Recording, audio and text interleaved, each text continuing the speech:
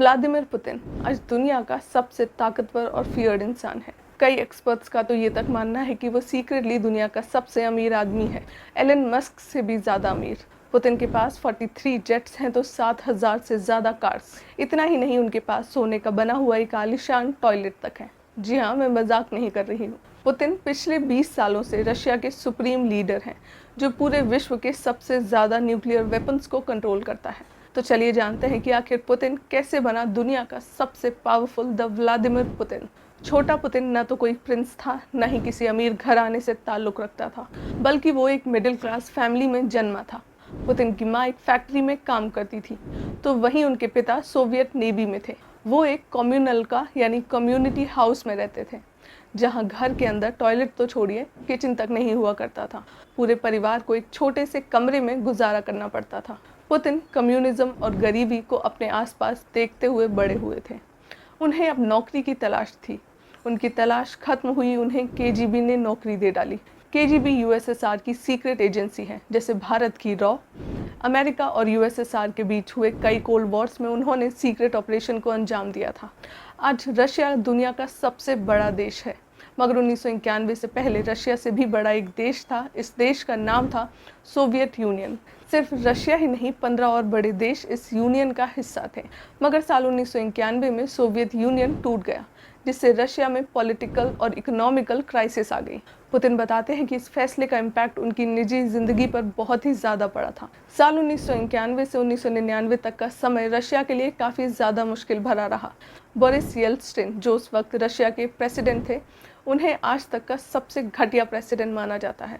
Boris जनता को बिल्कुल नहीं पसंद आते थे, क्योंकि वेस्टर्न लीडर्स की चापलूसी करते थे, तो वहीं वो पब्लिकली दारू पीकर हंगामा भी किया करते थे।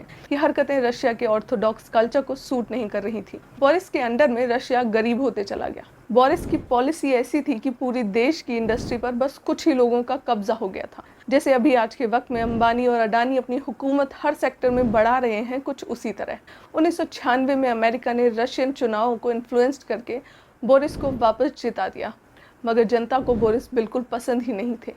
एक वक्त ऐसा आ चुका था कि उनकी अप्रूवल रेटिंग 3% तक लगभग गिर चुकी थी।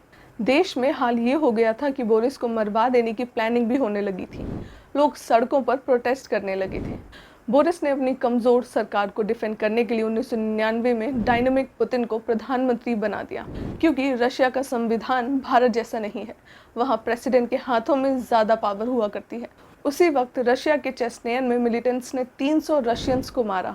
उनके खिलाफ जब पुतिन ने ठोस कदम उठाए और उन मिलिटेंट्स को हरा दिया, तब पूरे रशिया में उन्हें एक स्ट्रॉन्ग लीडर के रूप में देखा जाने लगा। उन्हें प्रधानमंत्री से प्रेसिडेंट बनने में ज़्यादा वक्त नहीं लगा। अगले 8 सालों तक उन्होंने देश की बागडोर संभाली। इन 8 सालों में पुतिन ने पूरे देश का रंग रूप ही बदल दिया। जीडीपी लगातार बढ़ रही थी, तो इन्फ्लेशन 36% से गिरकर 6% पर पहुंच चुकी थी। लोगों की एवरेज इनकम 25 गुना तक बढ़ गई थी। इतना तेज विकास कैसे हुआ? पॉलिसीज की वजह से? जी नहीं, तेल की वजह से। क्योंकि अब विश्व में तेल की डिमांड और प्राइस दोनों ही बढ़ चुके थे, जिसने रशिया की पूरी इकोनॉमी ही बदल दी। तो वहीं दूसरी तरफ पुतिन ने पॉलिसी और मिलिट्री दोनों पर ही गहरा फोकस किया। लोगों को पुतिन में उनका ग्रेट लीडर नजर आ रहा था। यही वजह थी कि साल 2004 में पुतिन को 71% वोट मिले और वो फिर से प्रेसिडेंट बन गए। रशिया के संविधान के हिसाब से एक आदमी सिर्फ 2 टर्म के लिए प्रेसिडेंट बन सकता है, मगर पुतिन ने यहाँ भी बड़ा खेल खेला। वो बहुत ही ज़्यादा स्मार्ट थे। 2008 के बाद उन्होंने खुद को प्रधानमंत्री बना दिया और अपने ही जूनियर दिमित्री को सपोर्ट करते हुए उसे प्रेसिडेंट बनवा दिया। मतलब कहने के लिए तो प्रेसिडेंट कोई और था, मगर कंट्रोल पुतिन के ही हाथ में था। 2012 में हुए रूसी चुनाव के दौरान एक बार फिर से प्रेसिडेंट बन गए। इस बार उन्होंने दिमित्री को प्रधानमंत्री बना दिया। ऐसा नहीं है कि पुतिन को उनके देश में क्रिटिसाइज नहीं किया जाता है या फिर कोई उनको हराना ही नहीं चाहता है, मगर जो भी उनके खिलाफ आवाज़ उठाता है वो रहस्यमयी तरीके से गायब हो जाता है। फिर चाहे वो पत्रकार हो, केजीबी एजेंट हो या कोई पूर्व प्रधानमंत्री ही क्यों ना हो। जब किसी ने पुतिन के खिलाफ आवाज़ उठाई, उसे गायब कर दिया गया है। पुतिन कितना ताकतवर है आप इस बात से अंदाज़ा लगा सकते हैं कि एक बार एक बिजनेसमैन ने अपोजिशन पार्टी चुनाव के लिए फंड कर दिया था, जिसके बाद पुतिन ने उसके खिलाफ टैक्स चोरी का केस चलवा दिया। बेचारे बिजनेसमैन को अपने अगले 14 साल जेल में बिताने पड़े। यानी कि पुतिन के खिलाफ बोलने वालों को सूद समेत ठिकाने लगा दिया जाता है। आज पुतिन इतने शक्तिशाली है कि उनके एक इशारे पर 6000 न्यूक्लियर वेपन्स दुनिया के किसी भी कोने को तबाह कर सकते हैं, वो भी सिर्फ 10 मिनट में। तो चलिए अब जानते हैं कि आखिर पुतिन चाहता क्या है। तो बता दें कि पुतिन अपने हर भाषण में इस आदमी का जिक्र ज़रूर करता है। इसका नाम है इवान इलेन। इवान एक रशियन फिलोसोफर था जिसने कहा था कि पहले रशिया एक बहुत ही इनोसेंट देश हुआ करता था, मगर विदेशी ताकतें उसे कमज़ोर बनाती चली गईं।